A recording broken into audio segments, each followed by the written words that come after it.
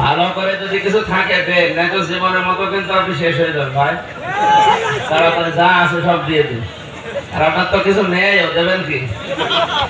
বয়স আপনার ৮৬ বছর, আপনি কি দেবেন?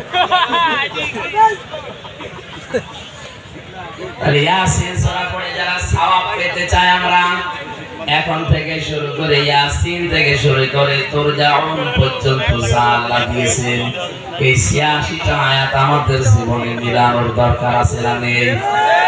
বলেন।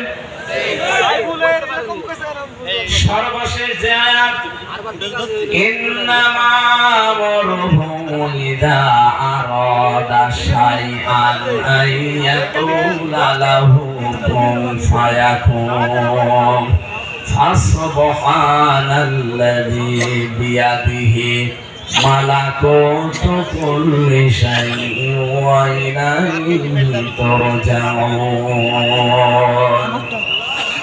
শেষের দিকে বলা হচ্ছে আমার আল্লাহ যা ইচ্ছা তাই করতে পারেন।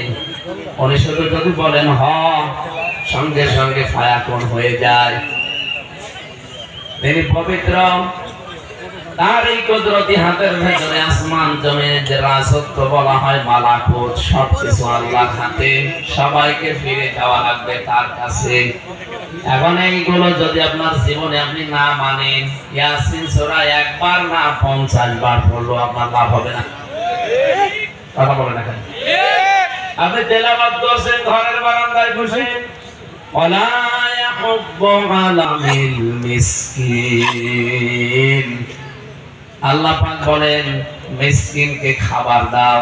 যারা খাবার দেয় না, খাবার দিতে উৎসাহ করে না, এই মানুষগুলো কিয়ামতে বিশ্বাসী না। তেলাওয়াত করছেন, হঠাৎ ফকির মিসকিন একজন এসে বলছে আমাকে খাবার দেন। আপনি যদি বলেন আমার পড়ায় ডিস্টার্ব করলেন কোন কারণে, কি পড়ছিলেন? আপনি পড়ছিলেন কি সেইটাই তো সামনে এসে হাজির হয়েছে। আপনি সেই কাজে যদি না করেন তাহলে পড়ে কি করবেন? আপনাকে তারা পড়ার জন্য দিয়েছে।